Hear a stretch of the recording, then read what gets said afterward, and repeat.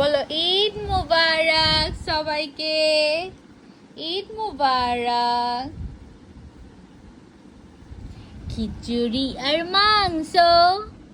যারা কি খাবে আজকে? দেখেন আমার হাতটা প্রার্থনা কিভাবে নষ্ট করছে। ডিসকাস্টিং প্রার্থনা, ছি, ডিসকাস্টিং হ্যানা আর্টিস্ট প্রার্থনা, ডিসকাস্টিং হ্যানা আর্টিস্ট প্রার্থনা। মানে কি করছে আমার হাতটা। ঈদ মুবারক সবাইকে। সবার ঈদের ব্লগ আপলোড দেওয়া হয়ে গেছে। আমি যদিও ভিডিও করি বাট আপলোড দেওয়া আমার হয় না, কারণ এডিটিং অ্যান্ড ভয়েস ওভার করতে আমার এত আলসামি লাগে। যাই হোক, এবারের ঈদটা আমি করছি হচ্ছে আপুর সাথে, আম্মুর সাথে, সবার সাথে। আর ঈদটা মাশাল্লাহ আলহামদুলিল্লাহ অনেক ভালো কাটছে। তো ঈদের দিন সকাল থেকে হচ্ছে ঈদের আয়োজন চলতেছিল বাসায়। আর আমার কাজ ছিল হচ্ছে সারাদিন টুকিটাকি ভিডিও করার। সবাই কাজ করতেছিল আর আমার সবচেয়ে ইম্পর্টেন্ট কাজ হচ্ছে সবার কাজের মাঝখানে যায় একটু একটু ডিস্টার্ব করে ভিডিও করা। দাঁড়াও দাঁড়াও দাঁড়াও, আমি একটু ভিডিও করে নিই, একটু ভিডিও করে নিই, এরকম করে আমি ঈদ পার করছি।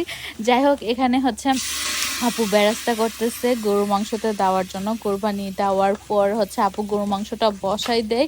আর এটা রান্না করাটা দেখতে এত আই সুদিং ছিল। আমি একটু পর পর হচ্ছে ক্যামেরা দিয়ে ভিডিও করতেছিলাম, যদিও আমি পুরো ভিডিওটা দেই নাই, একটু টেনে টেনে কেটে কেটে দিছি। আর এই হলো ফাইনাল লুক, মাশাল্লাহ। আর টেস্টের ব্যাপারে আমি কি বলবো, গরু মাংস রান্না হওয়ার সাথে সাথে আমি প্লেট নিয়ে হাজির। একদম কোরবানির গরু মাংস ফার্স্ট আমি ট্রাই করছি, আর আমার ট্রাই করা ওয়ান অফ দ্য বেস্ট গরু মাংস ছিল। আপুর রান্না করা এই গরুর মাংসটা এত মজা ছিল, আলহামদুলিল্লাহ আল্লাহর নিয়ামত।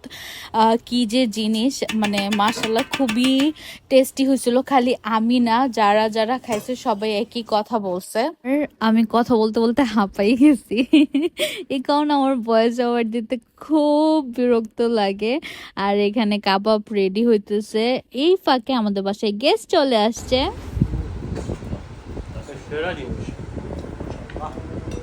মাশাআল্লাহ। আর এখানে যারা যদি জামা পরে ঢঙ্গ, এই যে আমাদের যদি বাবা কি খাবা না? আমার যে কি বাজার বেলা কি খাও। আমার যদি বাবা, জুডু মা বাবা পাস্তা পিজা খাবে। পিজা পাস্তা চিকেন ফ্রাই, আমার cheese allergy chicken fry, burger.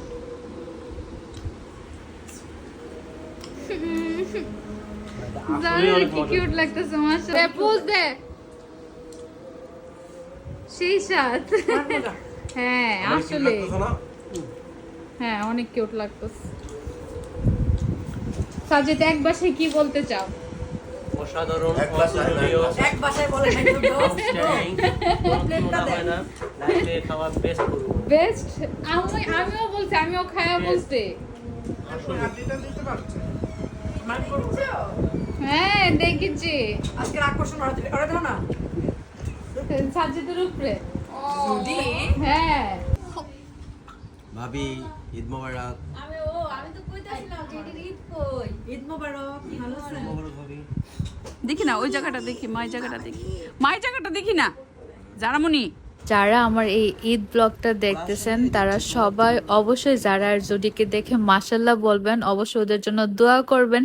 দেখতে দেখতে ঈদের দিনের সকাল থেকে রাত হয়ে যায়, ডিনারের টাইম। আর ডিনারে ছিল শুটকি ভর্তা। আমাদের বাসায় পোলাও রান্না হলে অবশ্যই শুটকি ভর্তা রান্না করা হবে, এটা হচ্ছে আমাদের ব্রাহ্মণবাড়িয়ার ট্রেডিশন। দেন বাকি খাবার ছিল। আর পোলাওয়ের সাথে শুটকি ভর্তার টেস্ট যে কি মজার, কি অমৃত, যারা ট্রাই করছে তারা বলতে পারবে। কে কে এই কম্বিনেশনটা ট্রাই করছেন অবশ্যই আমাকে কমেন্ট করে জানাবেন। যদিও আমার হচ্ছে মাংস, রোস্ট এগুলো সবকিছু থেকে শুটকি ভর্তা অনেক পছন্দ।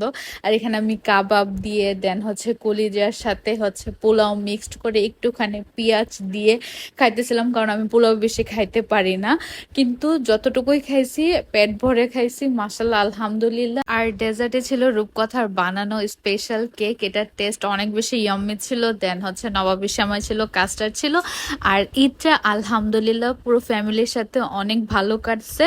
আশা করি ব্লগটা আপনাদের ভালো লাগবে, অবশ্যই কমেন্ট করে জানাবেন। Thank you for watching.